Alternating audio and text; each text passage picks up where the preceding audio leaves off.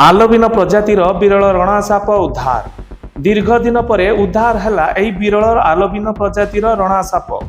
किछि दिन पूर्व भद्रक जिला बंद ब्लॉक अधीनस्थ 46 ठारे जड़े बेपारुआ युवक एही साप को बेकरे पकाई बुलिबा बेले साप आक्रमण शिकार होई गुरुतर होइथिले।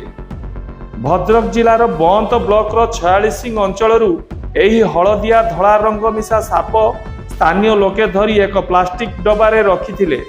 स्नेक हेल्पलाइन साधारण संपादक शुभेन्दु मल्लिक को फोन करी सापटी को उद्धार करने पाई अनुरोध करथिले।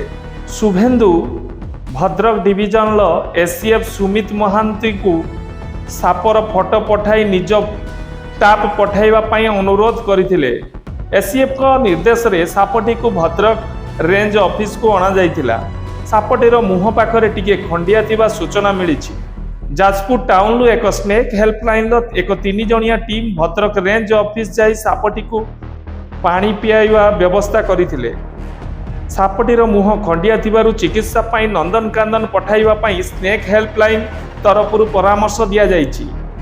भद्रक वनांचल अधिकारी कहिसंती जे सापटी को चिकित्सा करिबा पाई उपरिस्थ अधिकारी को अवगत कराइछु। निर्देश आसिले परवर्ती पदक्षेप निया जिवो। बर्तमान स्वास्थ्य अवस्था भल अच्छी। बर्तमान आम से भल अच्छी कि आम तो कहीदे किंतु आम भेटनेरी अफिसर को चिठी कर दूचु। से नहीं जी ट्रिटमेंट करके आने प्रजाति तो आल्बिनो बेंडेड क्रेट एटा गोटे रेयर स्नेक आउ या रखा क्या अनुमति दि जावनी। यहाँ फ्री रे जहाँ जंगल में जमी नेचुरल हाबिटेट रे चिकित्सा पर आम आमर उपर अफिसर को चिठी करूँ निर्देश प्रकार आम जहाँ करिया कथा करूँ। ब्यूरो रिपोर्ट स्वतंत्र न्यूज।